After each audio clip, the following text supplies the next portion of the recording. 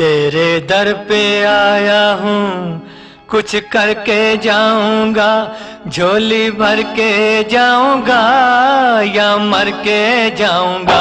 मैं तेरे दर पे आया हूँ, कुछ करके जाऊंगा, झोली भर के जाऊंगा। तेरे दर पे आया हूँ, कुछ करके जाऊंगा, झोली भर के जाऊंगा या मर के जाऊंगा।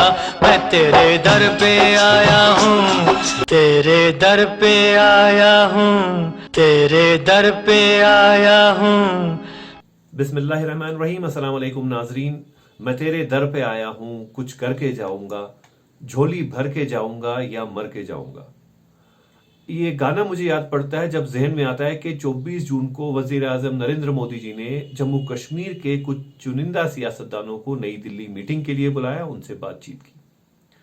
अब जो ये हमारे बेरोजगार सियासतदान हैं, जो कि 5 अगस्त 2019 से बेरोजगार हो चुके हैं, इनके हाथ में पावर नहीं है, कुर्सी नहीं है, कुछ भी नहीं है, ये जो तब से अपना मातम मना रहे हैं कि सब कुछ लूट गया, 35A लूट गया, 370 लूट गया, स्टेटहुड लूट गया, डोमिसाइल लूट गया, अपना सीना को भी कर रहे हैं, तब से अपने बाल निकाल रहे हैं, कपड़े फाड़ रहे हैं।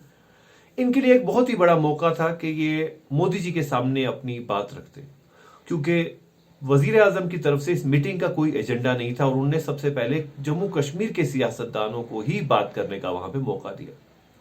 तो अगर ये सियासतदान उतने ऑनेस्ट थे जम्मू कश्मीर के अवाम की तरफ, तो ये सिंपल में अपनी दो डिमांड्स, अपनी दो मुतालिबात मोदी जी के सामने रखते। पहले कहते कि मोदी जी, आपने जो 5 अगस्त 2019 को जो वादा किया था कि स्पेशल स्टेटस हटने के बाद जम्मू कश्मीर में अमन आएगा, खुशहाली आएगी, शांति आएगी, तरक्की आएगी, रोजगार आएगा, करप्शन फ्री गवर्नेंस होगी, उनमें से कुछ भी जमीनी सतह पर नहीं हुआ। इनफैक्ट करप्शन तब से रिकॉर्ड ब्रेकिंग हो गया। अफसर तो वॉइस रॉयस की तरह काम करते हैं। गर्ज के जो कुछ वादा किया गया था उनमें से कुछ पूरा नहीं हुआ। इसलिए मेहरबानी करके घड़ी को पीछे घुमाइए, हमें 4 अगस्त 2019 का जो हमारा स्टेटस था वो हमें वापस दीजिए। एक सिंपल सी क्लियर कट अल्फाज में डिमांड थी।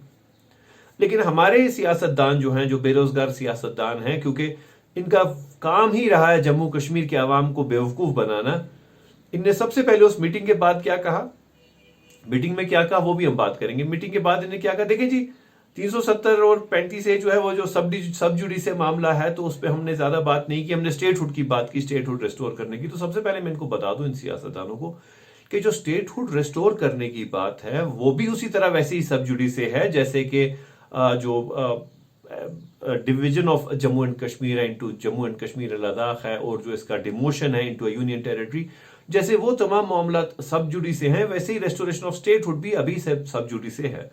और demand for restoration of statehood कभी भी एक डिमांड नहीं हो सकती, क्योंकि ये मोदी सरकार ने वादा किया है कि मैं स्टेटहुड वापस दूंगा, तो ये तो डिमांड है ही नहीं, तो आपने वहां पे डिमांड क्या रखी। देखिए, इनमें से किसी भी सियासतदान ने वहां पे कोई ठोस डिमांड नहीं रखी। सबसे पहले हमारे यहाँ के सबसे वेटरन पॉलिटिशियन जिनको मैं कहूंगा, डॉक्टर फारूक अब्दुल्ला साहब, कुछ अरसे से उनकी तबीयत भी ठीक नहीं रहती है, लेकिन मैं आपको बताऊं, हम उनको अक्सर हंसी मजाक से देखते हैं वो, लेकिन सबसे मंजे हुए सियासतदान है जम्मू कश्मीर के। जब भी वो चीफ मिनिस्टर रहे तो एडमिनिस्ट्रेशन उस टाइम ऑन टोज होती थी, तमाम ब्यूरोक्रेसी ऑन टोज होती थी, क्योंकि खुद तो डॉक्टर फारूक साहब हंसी मजाक करें, गोल्फ खेलें, डांस करें, कुछ करें, लेकिन एडमिनिस्ट्रेशन वो जानते हैं कैसे चलानी है। जितने हाइडल प्रोजेक्ट्स वगैरह थे, तमाम डॉक्टर फारूक साहब हंसी मजाक में ही सब कुछ वो काम मैनेज कर लेते थे। बड़े ही मजे हुए सियासतदान। लेकिन उनने अब की बार बात क्यों नहीं की। गैर कानूनी बात नहीं थी, article 19 of the Indian constitution इजाजत देता है, लेकिन उन्होंने बात क्यों नहीं की, क्योंकि उनके जो फर्जंद हैं उमर अब्दुल्ला साहब, उन्हें कुर्सी चाहिए। पापा मुझे कुर्सी चाहिए, पापा मुझे पावर चाहिए, कुछ भी हो मुझे कुर्सी चाहिए ही चाहिए। 2008-9 में भी जब नेशनल कॉन्फ्रेंस की हुकूमत बनी थी कांग्रेस के साथ, तो तब क्या हुआ था। क्या उमर अब्दुल्ला साहब उस वक्त उस काबिल थे, उस लायक थे, उनमें वो मैच्योरिटी थी कि वो वजीर आला बनते, चीफ मिनिस्टर बनते जम्मू कश्मीर के? नहीं थी, लेकिन बन गए।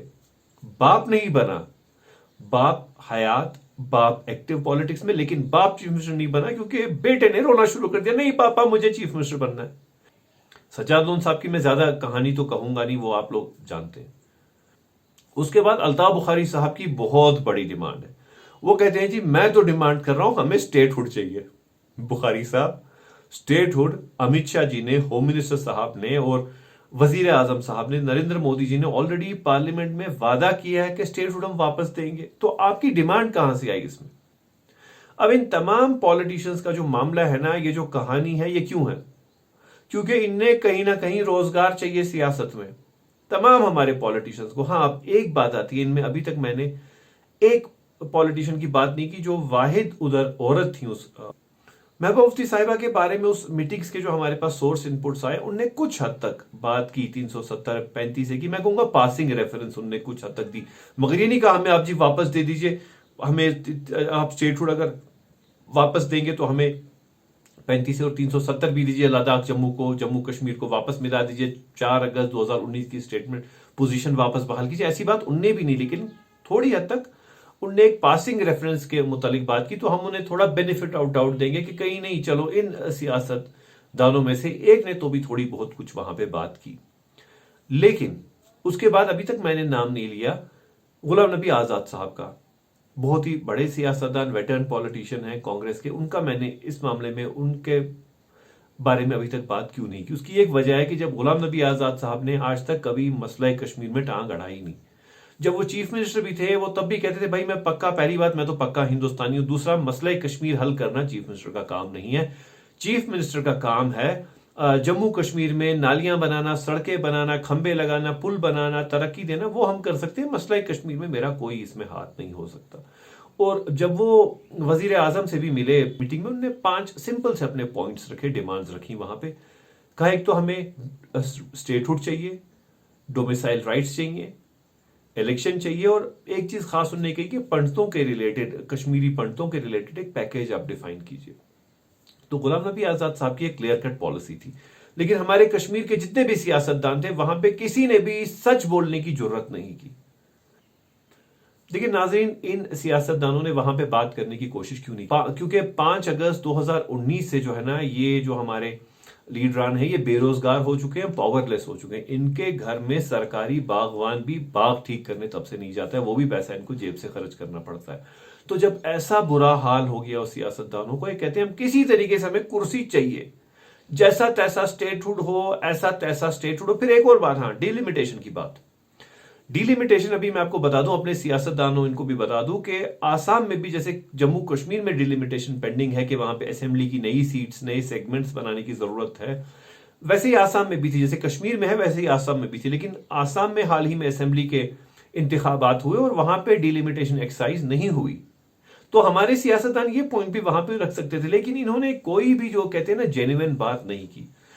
लेकिन इसमें जो सबसे बड़ी जीत हुई है वो वजीर आजम नरेंद्र मोदी जी की हुई, क्योंकि मोदी जी ने सबसे पहले इनको बात करने का मौका दिया, इनको खुली छूट दी, आप जो बात करना चाहते हो करो बात, मैं तो कुछ नहीं, ना मैंने एजेंडा रखा है, ना कुछ आपकी डिमांड है, ओके रखो, जो आप अपनी मन की बात कहना चाहते हो वो कहो, फिर मैं अपने मन की बात कहूंगा। तो आखिर हुआ क्या इस मीटिंग से ये पता चला कि जो सियासतदान थे, ये पिछले 70 साल से जो जम्मू कश्मीर के सियासतदान थे, बिगड़े नवाब थे। लेकिन अब मोदी सरकार ने किया मोदी सरकार ने इन बिगड़े नवाबों को इनकी औकात दिखा दी।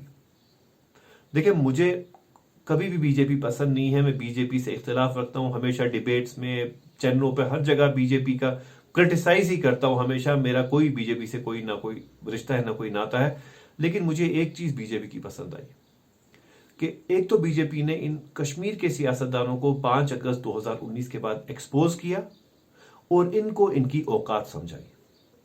नाज़रीन, आज के लिए बस इतना ही, आगे फिर मुलाकात होगी, तब तक के लिए अल्लाह हाफिज। और बस वही गाना याद पड़ता है कि तेरे दर पे आया हूँ, कुछ करके जाऊंगा, झोली भर के जाऊंगा या मर के जाऊंगा।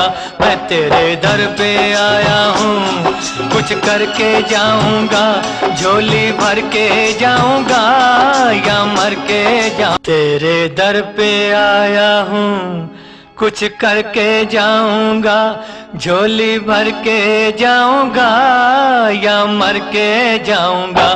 तेरे दर पे आया हूँ, कुछ करके जाऊंगा, झोली भर के जाऊंगा या मर के जाऊंगा।